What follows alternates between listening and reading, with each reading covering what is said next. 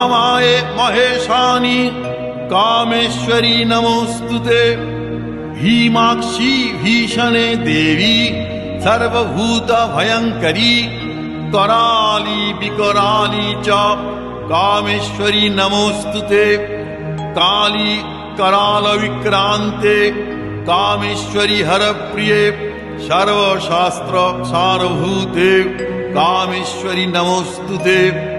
कामरूप प्रदीपे च नीलकूट निवासिनी निशुंभ शुंभ मथनी कामेश्वरी नमोस्तुते। कामाख्ये कामरूपस्थे कामेश्वरी हरिप्रिये कामनां देहि मे नित्यं कामेश्वरी नमोस्तुते।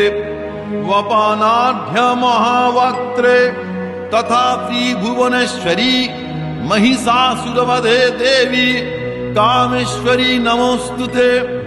छागतुष्टे महाभीमे कामाख्ये सुरवंदिते जय कामप्रदे तुष्टे कामेश्वरी नमोस्तुते।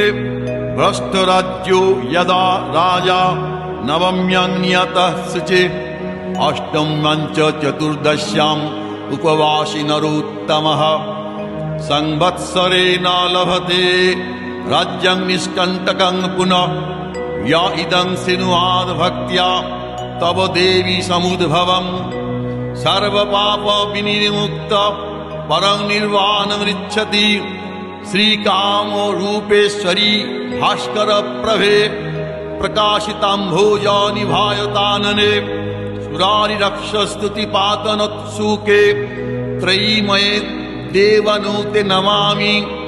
सीतासीते रक्तपिशांग विग्रहे रूपाणि यस्या प्रतिभान्ति तानि विकार रूपा च विकल्पितानि शुभाशुभानामोऽपि तं नमामि। कामरूप समुद्भूते कामपीठावतंसके विश्वाधारे महामाये कामेश्वरी नमोस्तुते। अव्यक्त विग्रहे शान्ते संतते कामरूपिणी कालगम्ये परे शान्ते कामेश्वरी नमोस्तुते। या सुषुम्नान्तरालस्था चिन्त्यते ज्योतिरूपिणी प्रणतोऽस्मि परं धीरं कामेश्वरी नमोस्तुते। दंष्ट्राकरालवदने मुण्डमालोपशोभिते सर्वतः सर्वगे देवी कामेश्वरी नमोस्तुते। चामुण्डे च महाकाली काली कपोलहारिणी पाशहस्ते दण्डहस्ते कामेश्वरी नमोस्तुते।